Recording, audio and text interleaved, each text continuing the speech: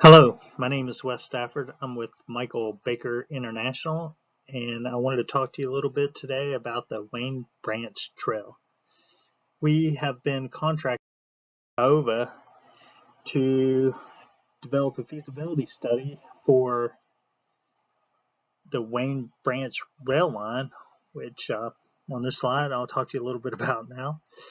Its location is in Wayne County, and it just starts just a little bit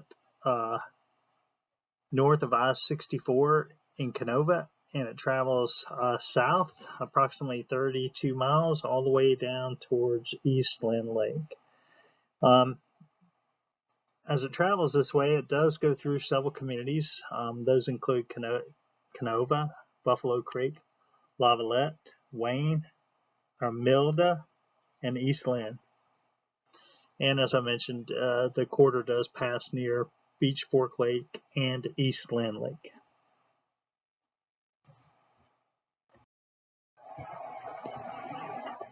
There is a rail line out there right now. There's currently no one using it. I think it's been somewhat, I don't know if abandoned's the right word, but not utilized for quite a while now. So it's this corridor that we wanted to take a look at and really just determine the feasibility of converting it to a rail trail or rail with trails, or maybe an excursion train in the area. If you want to do rail trails, some of the things you're going to have to talk about is rail banking of the existing corridor. Not a full abandonment, but just a banking. The other thing that we need to do is consider locations of trailheads. Where could they be located? How many parking spaces do you need? What kind of other amenities would go with those? And this trail, as I think mentioned before, would be for non-motorized use only. Similar, a rail with trail would just keep the line there that could be used either for, say, an excursion train, freight, but adjacent to it, you would put a trail. So you would have rail and trail there together. Similar to a rail trail, you would want to identify trailhead locations, parking spots. The trail again would be for non-motorized use only. Then the third option was a scenic tourist excursion train, and if we were to go with that route, we need to consider an operator to run it. And then also, where would the train go? Like, what kind of view sets would be out there? What kind of destinations would be identified for tourists? With our project, we expect to have a public involvement or public engagement component. And we have already started this process. We have begun engagement with the West Virginia Department of Transportation. We've talked to the rail division there. We have already had a conversation with the West Virginia Division of Tourism to discuss this possibility. And then we also have already reached out to Norfolk Southern Corporation. We're not very deep into this overall process, probably a month or so. So there's some other entities up here, such as the Wayne County Commission, the Wayne County Development Authority, citizens of Wayne County that we haven't really totally engaged with yet, but those will be coming as we move through the process. And what exactly is our process, and what do we want to do? First off is one of the key things, the determination by Norfolk Southern whether they want to let this corridor be available for uses other than just freight rail traffic. As part of the other things that we want to look at is identification of existing corridor features and possible environmental concerns along the corridor. We'll be using our GIS capabilities to try to identify any environmental concerns that are out there and overlay some of the mapping so we can take a close look at what's happening in the field.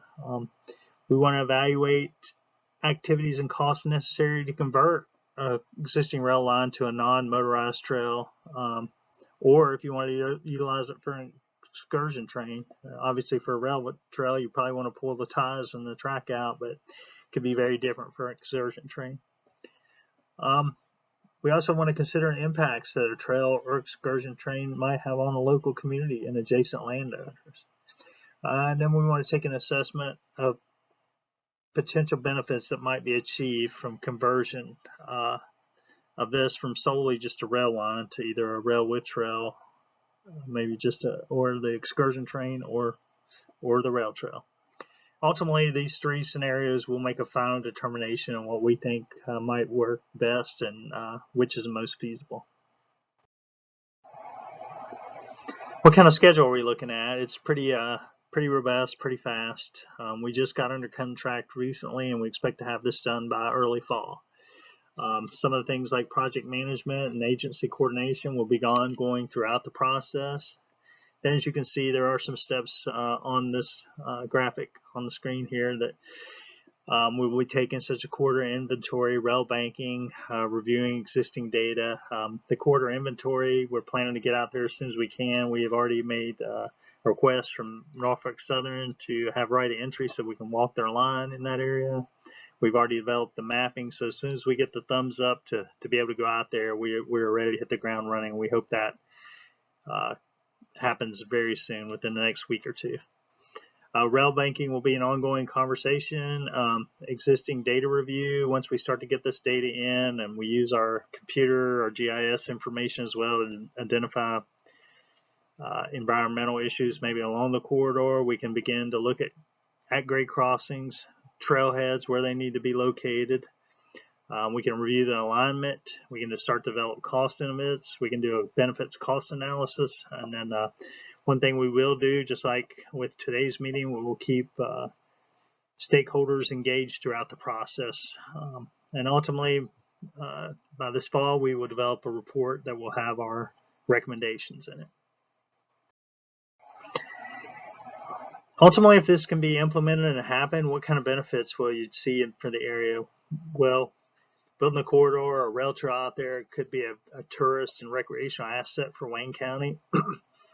You convert the conversion of the Stormont line to a non-motorized trail will provide additional recreation, transportation, or tourism opportunities to the area.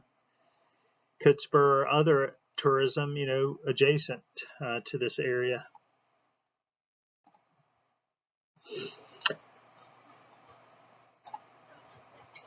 It could provide, promote wellness and improve quality of life through the recreational activities that are there.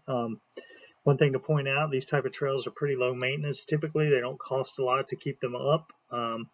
And asset for this area, and putting a trail here as a quarters near additional recreational facilities and tourism sites. So, maybe those things could be bought into mesh with this and work congruently. Maybe you can use the rail trail to get to some other tourist destination along there and do something else fun in the area. So with that, kind of concludes my presentation, and we'll open it up to any discussion or questions. Thank you very much.